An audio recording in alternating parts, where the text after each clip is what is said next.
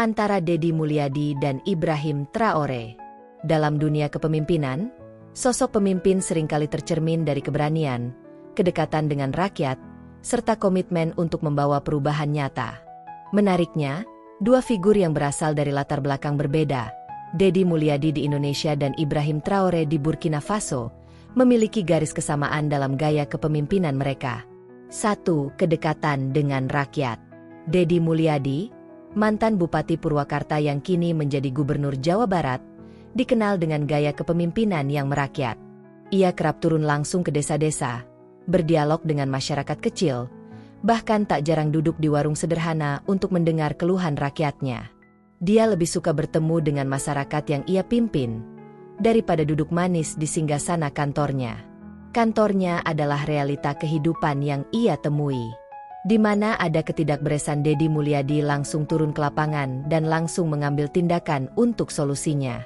Hal yang serupa terlihat pada Ibrahim Traoré, presiden termuda di dunia saat ini. Meski memimpin sebuah negara di Afrika yang penuh tantangan, Traoré menunjukkan dirinya dekat dengan rakyat. Ia tak bersembunyi di balik protokol panjang, melainkan tampil sederhana dan berusaha menunjukkan bahwa dirinya bagian dari rakyat yang ia pimpin. 2. Simbol kesederhanaan.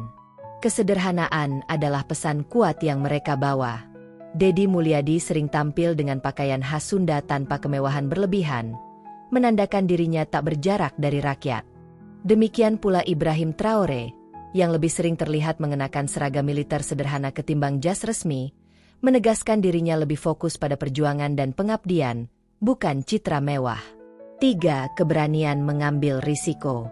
Kepemimpinan tidak pernah lepas dari risiko. Deddy Mulyadi berani mengambil langkah-langkah kontroversial dalam kebijakan daerahnya, terutama dalam membangun identitas budaya Sunda di Jawa Barat. Ia tak segan menghadapi kritik, selama yang ia lakukan bermanfaat untuk masyarakat. Di sisi lain, keberanian Ibrahim Traoré terlihat jelas ketika ia mengambil alih kekuasaan di Burkina Faso dalam usia yang sangat muda.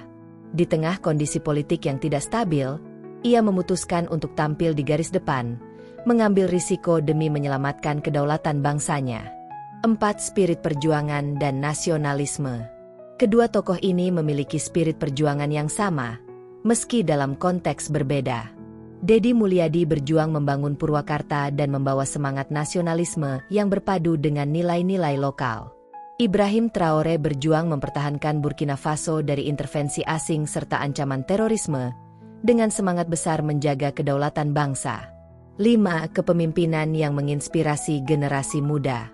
Baik Deddy maupun Traoré, keduanya menjadi inspirasi bagi generasi muda. Deddy dikenal sebagai sosok yang mampu memadukan tradisi dan modernitas, sehingga anak-anak muda tetap merasa bangga dengan budaya sendiri.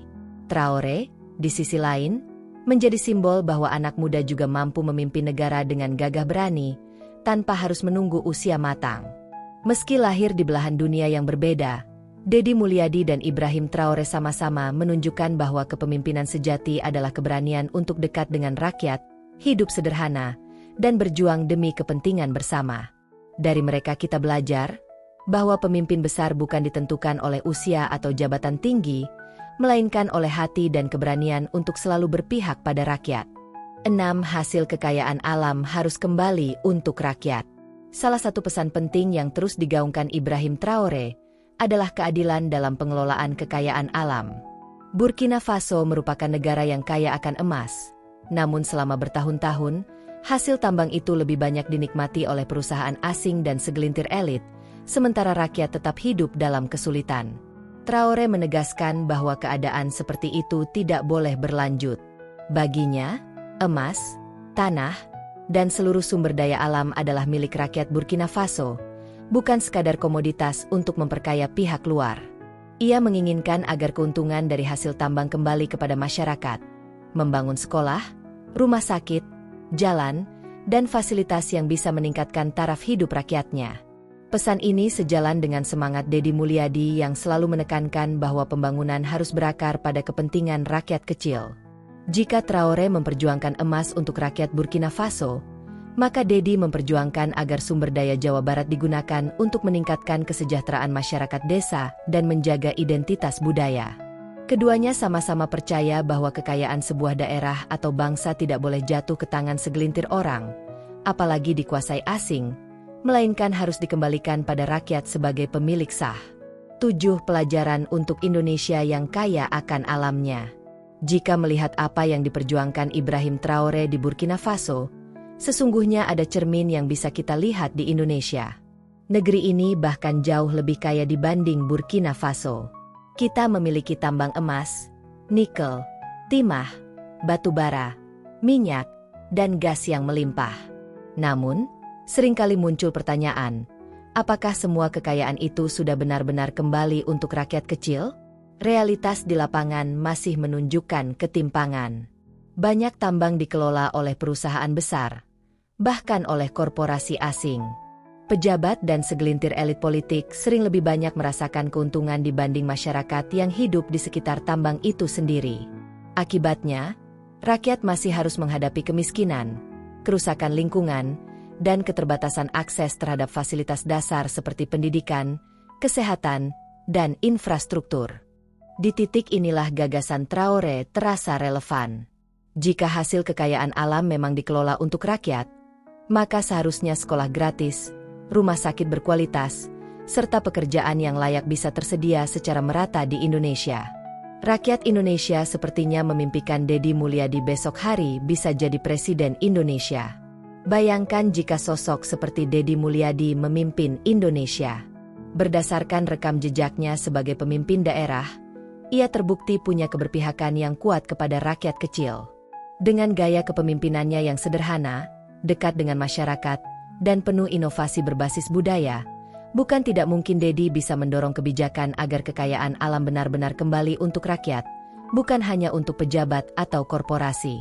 Dalam visi kepemimpinan seperti itu, emas, nikel, timah, dan minyak bukan hanya angka dalam laporan perusahaan tambang, melainkan modal besar untuk menghapus kemiskinan, mengurangi pengangguran, serta meningkatkan kualitas hidup bangsa Indonesia. Kita, negara Indonesia punya tambang emas, batu bara, minyak, nikel. Andai semua hasilnya untuk dikembalikan untuk rakyat Indonesia, makmur rakyat Indonesia. Mungkin pendidikan bisa gratis, kesehatan bisa gratis, ya minimal bisa bebas pajak. Untuk nikel saja, produksinya paling besar di dunia, bisa produksi 1 juta ton kubik per tahun. Bayangkan, 1 juta ton sedangkan harga nikel per ton $21.000. Ya kalau dirupiahkan 325,5 triliun. Itu baru hasil nikel, belum dari tambang emas, batu bara, minyak DLL.